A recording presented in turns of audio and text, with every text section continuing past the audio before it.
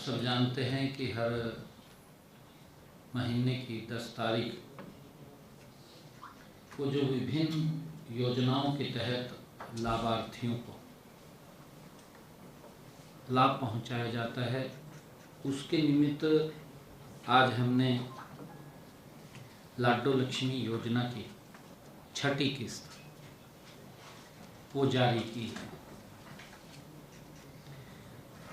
लाडो लक्ष्मी योजना की इस छठी किस्त के तहत हमारी लगभग 10 लाख बहनें जो लाभार्थी हैं, उनके खाते में 203 करोड़ 28 लाख रुपए की राशि आज ये छठी किस्त में जारी करते हुए उनके खाते में पहुंचाई है। कुल मिलाकर के 6 किस्तों में 1038 करोड़ 5 लाख रुपए की राशि बहनों तक पहुंची है। साथियों, मैं ये भी कहना चाहता हूं कि आदरणीय प्रधानमंत्री नरेंद्र मोदी जी का जो संकल्प है, महिलाओं को आर्थिक रूप से सशक्त करना, मजबूत करना, आदरणीय प्रधानमंत्री जी का जो विजन है, महिलाओं का सशक्तिकरण करना विभिन्न योजनाओं के माध्यम से, उनकी सोच के आधार पर यह डबल इंजन की सरकार गति से काम कर रही है, बहनों को सशक्त करने का काम कर रही है। मैं ये भी बताना चाहूँगा, जैसे मैंने पीछे भी आप लोगों को बताया था कि 25 सितंबर को दीनदयाल लाडो लक्ष्मी योजना ऐप का हमने शुभारंभ किया था और पंडित दीनदयाल उपाध्याय जी के 109वें जन्म दिवस के अवसर पर हमने किस्त जारी की थी। मैं ये भी बताना चाहूँगा कि 2026-27 के बजट में आगामी लाडो लक्ष्मी पंडित दीनदयाल उपाध्याय जी के जन्म दिवस पर यह आय सीमा हमने 1 लाख रुपए तक की थी फर्स्ट फेज के अंदर। इस बजट के अंदर हमने लाडो लक्ष्मी योजना का दायरा भी बढ़ाया है। पहले 5000 करोड़ रुपया हमने रिजर्व किया था, अब 6500 करोड़ रुपया महिलाओं के लिए रिजर्व किया है, उसका दायरा भी बढ़ाया है। बीच में भी हमने दायरा बढ़ाया था कि ऐसी उन महिलाओं को भी इस योजना का लाभ मिलेगा जिनके बच्चों ने 80% से ज़्यादा अंक सरकारी स्कूल में पढ़ने वाले 10वीं और 12वीं की क्लास में लिए हैं, प्राप्त किए, या जिन्होंने अपने बच्चों को गंभीर बीमारी से मेहनत करके बाहर निकाला है, उन महिलाओं को भी इसके अंदर जोड़ा था। इस बजट के अंदर जब हमने इसका और दायरा बढ़ाने की बात की है तो इसका 5000 से 6500 करोड़ रुपया हमने इसका बजट का प्रावधान किया है और इसका दायरा भी बढ़ाया है।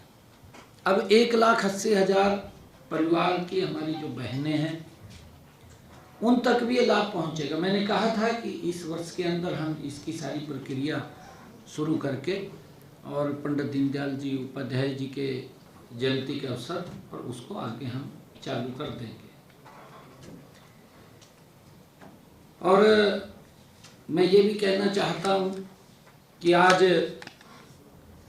हमने 15 तरह के जो सामाजिक सुरक्षा पेंशनों के तहत 1144 करोड़ 55 लाख रुपए की राशि सीधे 35,55,187 लाभार्थियों के खाते में आज डाली गई है। इसमें वृद्धावस्था सम्मान भत्ता दिव्यांगजन भत्ता और सामाजिक सुरक्षा पेंशन वो शामिल हैं।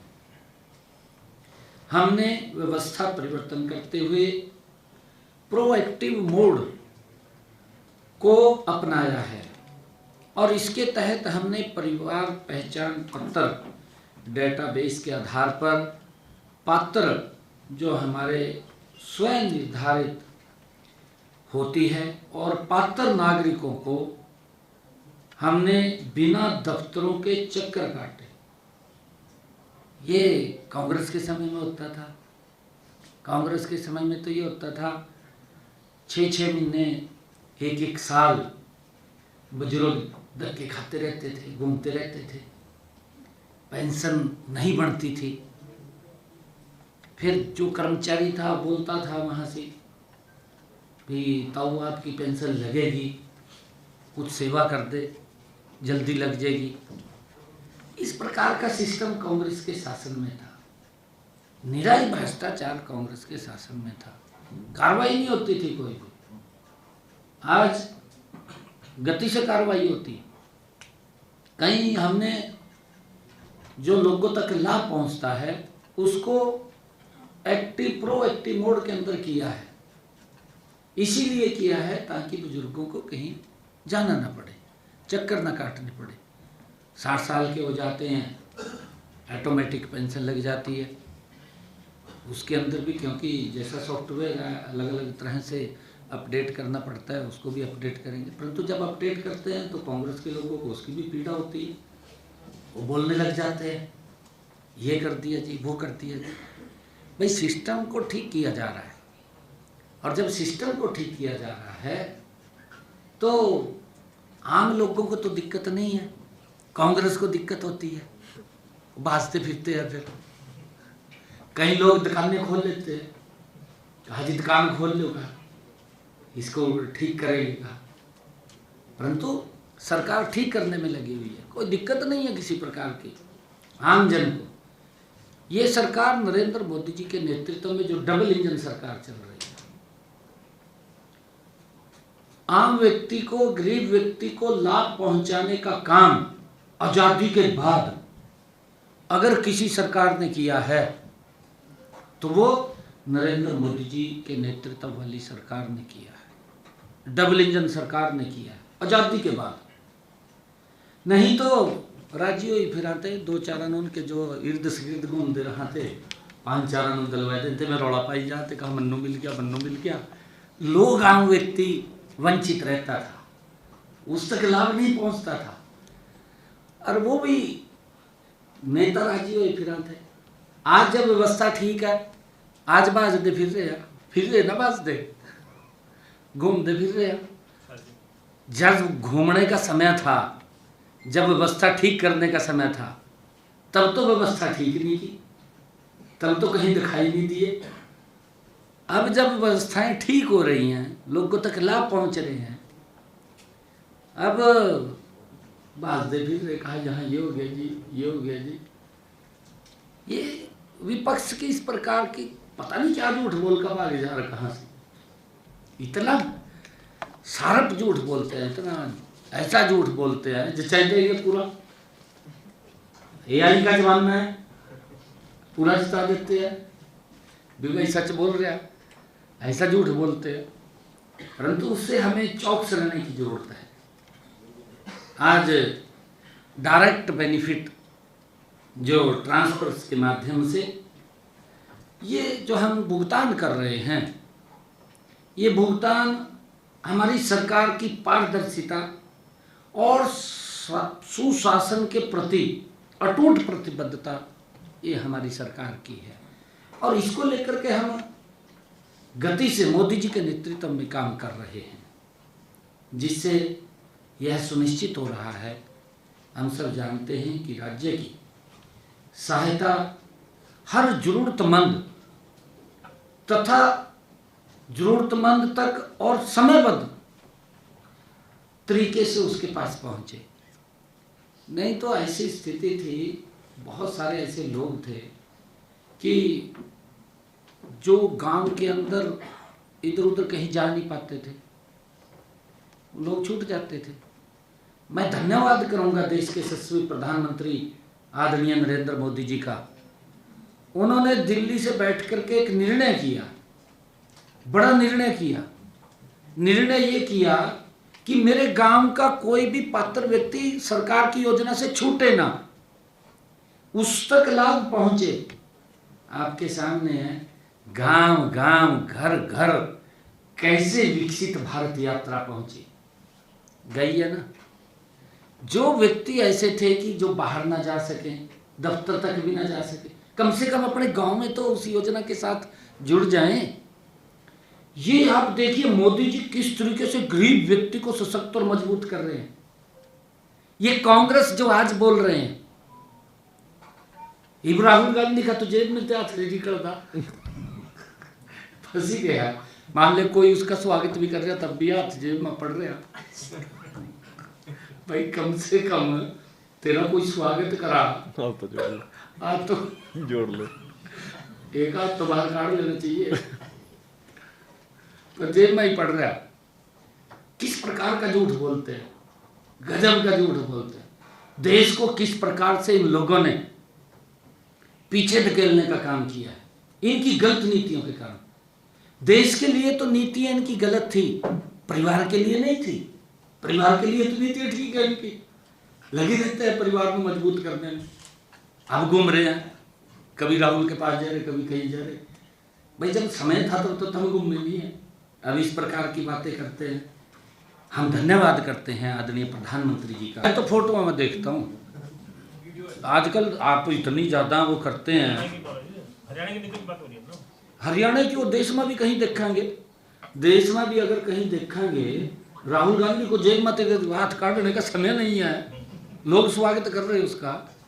लोग कौन स्वागत कर रहे हैं, उसी के इर्द से गिर्द के करते हैं, परंतु जेल में तो आप तो काट लेना। झूठ तो न बोल रहा, लगातार झूठ बोल रहा। भाई कम से कम हम ये बात कह रहे हैं, भाई अगर आप लोग कांग्रेस के लोग अगर उन्होंने कोई काम अपने इस कार्यकाल का नहीं बता सकते, भाई मोदी जी के कार्यों का विरोध तो ना करें ना। हाँ विरोध करिए, हम ये नहीं कहते ना करो विरोध, विरोध करिए, परंतु उसका करिए जिसका पब्लिक को नुकसान हो रहा हो या देश को नुकसान हो रहा हो, उससे अवगत कराना चाहिए। जिससे पब्लिक को लाभ हो रहा है उसी का विरोध कर रहे, फिर ये क्या बात करें इसकी, बताओ। ये बड़ा विपक्ष की जो भूमिका है ये बड़ी चिंताजनक है। साथियों मैं ये भी कहना चाहूँगा कि आज हमने दयालु योजना के तहत कि इसको भी हमने ऑनलाइन किया है, नहीं तो गरीब परिवार के ऊपर आपत्ति का पहाड़ टूट जाता था, सरकार का लाभ नहीं पहुंचता था, पता नहीं कहाँ चला जाता था, कहाँ नहीं चला जाता था, खाली घोषणाएं होती थी। आज आपके सामने है, हमने इसको ऑनलाइन किया है, पोर्टल से किया है। भी घर बैठे व्यक्ति इसको ऊपर अप्लाई कर दे, दफ्तर में नहीं जाना, अधिकारी की जिम्मेवारी वेरीफाई करेगा, वेरीफाई करके उसके खाते में पैसा जाएगा, घर में ही जाएगा, उसके अकाउंट के अंदर जाएगा। ये व्यवस्था की है, इससे आम जन के अंदर संतुष्टि का भाव है।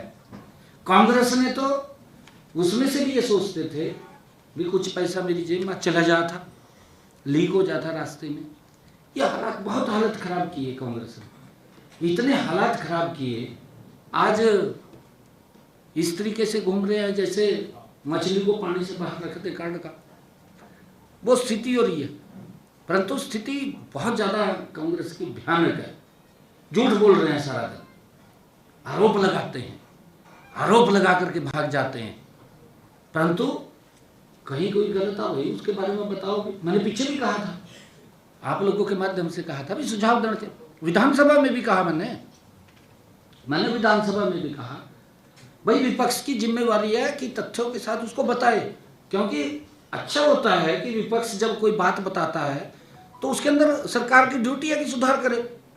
अगर सुधार नहीं करे तो पब्लिक सुधार कर देती है। तो इन्होंने तो क्या हाल की है ना, कोई मुद्दा लेकर के आ गया और फिर भाज गए, जुतियां भी अगले दिन पैका ले जा।